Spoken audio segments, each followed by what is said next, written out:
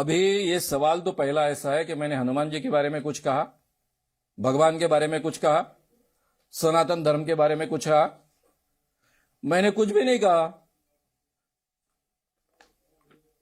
चमत्कार अगर भगवान जी करते हैं तो भगवान जी तो भक्तों के सामने करेंगे ना। आप बीच में क्यों हैं? आप क्या एजेंट है क्या?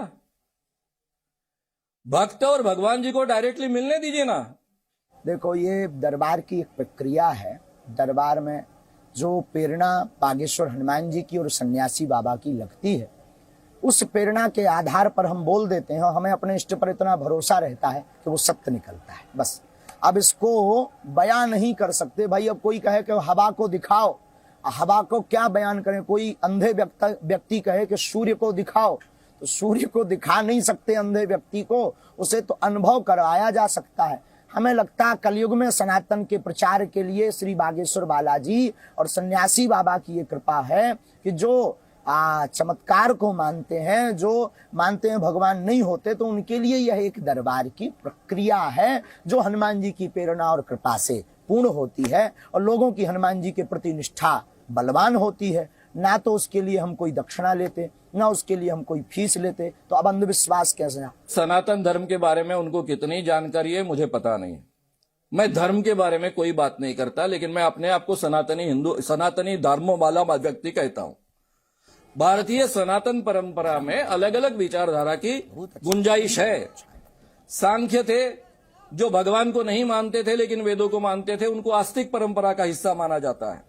चारवाक थे जो भगवान को भी नहीं मानते थे, वेदों को भी नहीं मानते थे, उनको नास्तिक परंपरा का हिस्सा माना गया है। लोकायत थे, वो भी नास्तिक परंपरा का हिस्सा माना जाते हैं क्योंकि वो भगवान को भी नहीं मानते, वेदों को भी नहीं मानते। और ये सभी सनातन परंपराएं हैं हमारी, तो इसलिए अलग अलग विचारधाराएं हैं। मैं उसके बारे में कोई बात ही नहीं कर रहा हूं। मैं केवल ये बात कर रहा हूं कि महाराज में अगर दिव्य शक्ति है तो उसका फायदा पूरे देश ने उठाना चाहिए। नहीं, हम बता रहे हैं, एक उदाहरण बता रहे हैं। आप कल के दिन कलाबा को कोई अगर कहे कि ये अंधविश्वास है, माता पिता को अगर कहे कि ये अंधविश्वास है, तो धीरे धीरे लोग रामचरितमानस को अंधविश्वास। अभी एक किसी मंत्री जी का वो आया था कि रामचरितमानस जहर फैलाती। आखिर ये सनातनी लोग कब तक टारगेट बनेंगे? बाहर भारत, यहाँ पर चादर चढ़ाना श्रद्धा हो गया, बागेश्वर बालाजी के यहाँ नारियल बांधना अंधश्रद्धा हो गया, कैंडल जलाना श्रद्धा हो गया, और बागेश्वर बालाजी के दरबार में नकारात्मक ऊर्जा का उपाय हनुमान चालीसा से बताना अंधश्रद्धा हो गया। इतना दोगलापन लोग लाते कहां से हैं भगवान जाने भैया, हम तो अनपढ़ गवार हैं। जब मैंने देखा मेरी उम्र के 28 साल तक कि मुझे इतना ज्ञान होने के बावजूद, समझ गए हमारे? नहीं, मैं थोड़ा 1 मिनट कह दूं। मेरे ध्यान में जब आया कि मैं खुद बहुत ठगा जा रहा हूं इसमें, तो मेरे भाइयों को बचाने के लिए मैंने ये काम शुरू किया 40 साल पहले।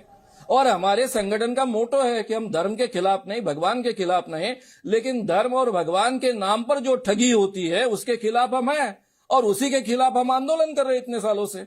आज तक मैंने भगवान के खिलाफ कोई बात नहीं की, मेरे संगठन ने कभी बात नहीं की, किसी भी धर्म के बारे में बात नहीं की।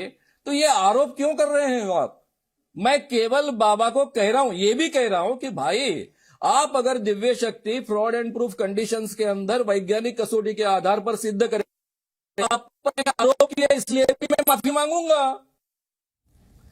आपने बागेश्वर धाम वाले महाराज यानी कि धीरेन्द्र शास्त्री और अंधश्रद्धा उन्मूलन समिति के संस्थापक का आमना सामना देखा और एक दूसरे के सवालों पर तर्क वितर्क भी सुना, लेकिन दोनों के अपने अपने दावे हैं। दोनों ही तरफ के दावों की प्रामाणिकता की हम पुष्टि नहीं करते हैं।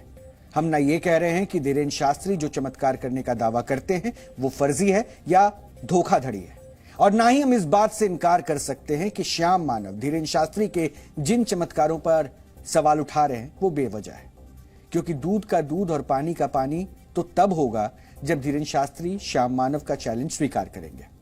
अब हम आपको एक वीडियो दिखाना चाहते हैं।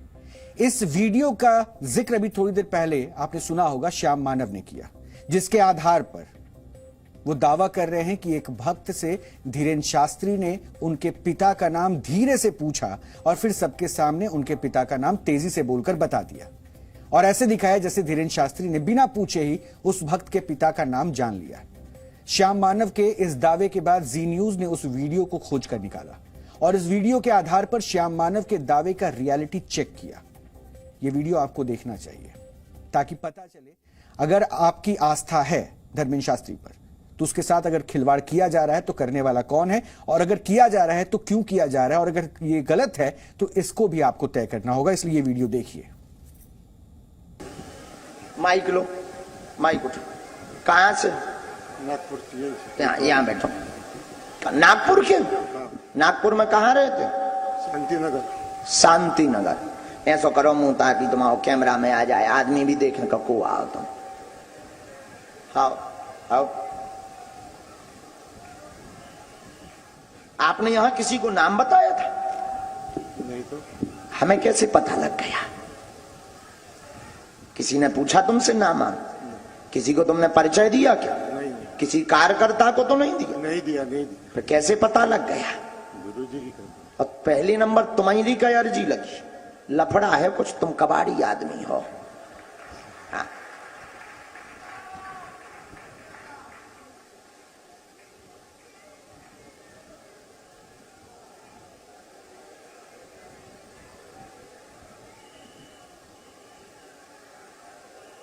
बोलो सीताराम। सीताराम।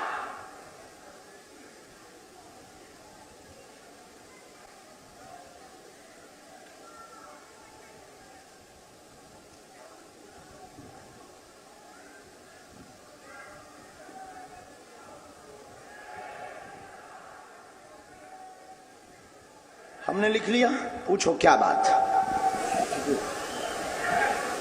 बस धंधेबाजी के लिए थोड़ा सा तकलीफ है घर में जी। और हमारी मिसेस की तबीयत थोड़ी सी खराब रहती जी। है। यहाँ पहले किसी ने पूछा आपके पिताजी का नाम क्या है? शंकर लाल जी। नजदीक आइए। शंकर लाल।